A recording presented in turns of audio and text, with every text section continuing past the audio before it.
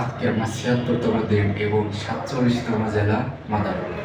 তো গতকালকে আমি চাঁদপুর থেকে চলে আসি শরীয়তপুরে এবং শরীয়তপুরে থেকে আজকে চলে যাচ্ছি মাদারীপুরে এবং আজকে আছি যে ছোট্ট একটি রুমে। যাই হোক আলহামদুলিল্লাহ। এবং শরীয়তপুর থেকে মাদারীপুরের দূরত্ব কিন্তু একদমই কম, যেটা ২০ কিলোমিটার মতো আর কি।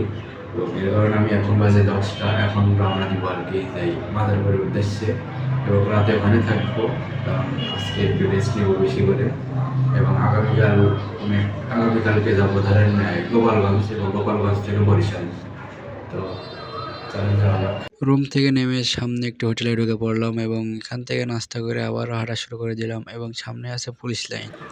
তো এটা হলো পুলিশ লাইনের সুন্দর একটা মসজিদ, কত বড় গম্বুজ।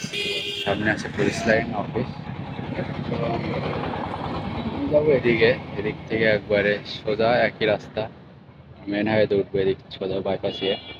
এদিক গেলে অনেক দূর হবে, তো আমি এদিক থেকে যাবো না, এদিক থেকে যাবো। এবং রিফাত ভাই এখন ডিউটিতে আছে, তা কল দিলাম, ভাই বললো যে একটু অপেক্ষা করো, দেখি আসতে পারে কিনা। তো দেখি যাচ্ছিলাম এই ভাইয়ের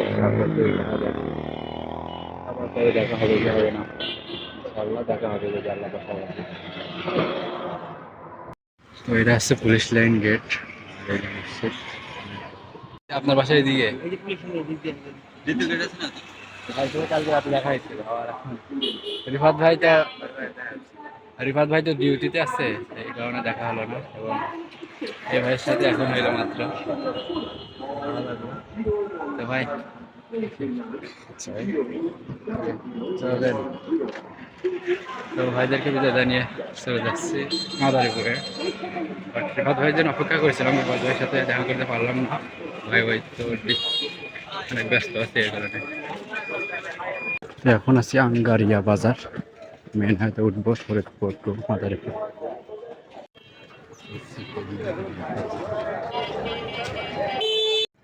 আঙ্গারিয়া ব্রিজ এবং এই নদী, ব্রিজ পার আসছে আর কি। শরীয়তপুর, আমি শরীয়তপুরে কাশীপুরে আছি। এটা হলো সদর থানা শীতলা ইউনিয়ন কাশীপুর গ্রাম।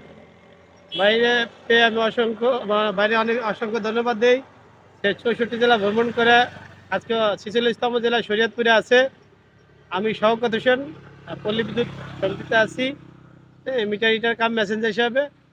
তো ভাইয়ের জন্য অভিনন্দন আমার তরফ থেকে এবং দোয়া রইল।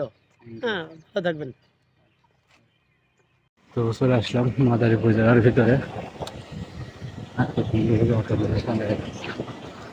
তো রাস্তা দিয়ে হেঁটে যাচ্ছিলাম এবং এক ভাই দোকান থেকে ডাক দিল যে ভাই কোথায় যাচ্ছেন। ভাই দেখে বুঝতে পারছে যে আমি ট্রাভেল করি এবং ভাই বাইক নিয়ে বিভিন্ন জায়গায় ট্যুর দেয় এবং আমার ব্যাগ আমি গ্রহণ করতেছি। এর কারণে ভাই আমাকে ডাক দিয়েছে, সাথে সাথে নাস্তা পাঠাইছে। তো যাই হোক ভালো লাগলো। এই যে ভাই, তো ভাই এখানে চাকরি করে আর কি, তার নিজের দোকান না। তো ভাই সাথে ছবি উঠলাম এবং ভাইয়ের সাথে অনেক গল্প করলাম, তো ভালো লাগতেছিল। আসলে সুন্দর একটি মুহূর্ত পার করলাম ভাইয়ের সাথে এবং এমনটা প্রতিদিনই কম বেশি হয়। তো সবকিছুর জন্য আলহামদুলিল্লাহ।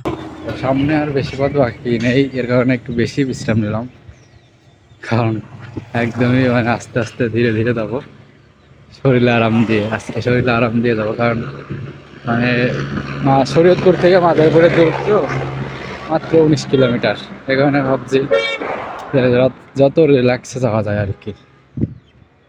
ভালো লাগছে এবং মিরাজ ভাই হঠাৎ দেখলো, ভালো লাগলো ভাইয়ের সাথে পরিচয় হয়ে।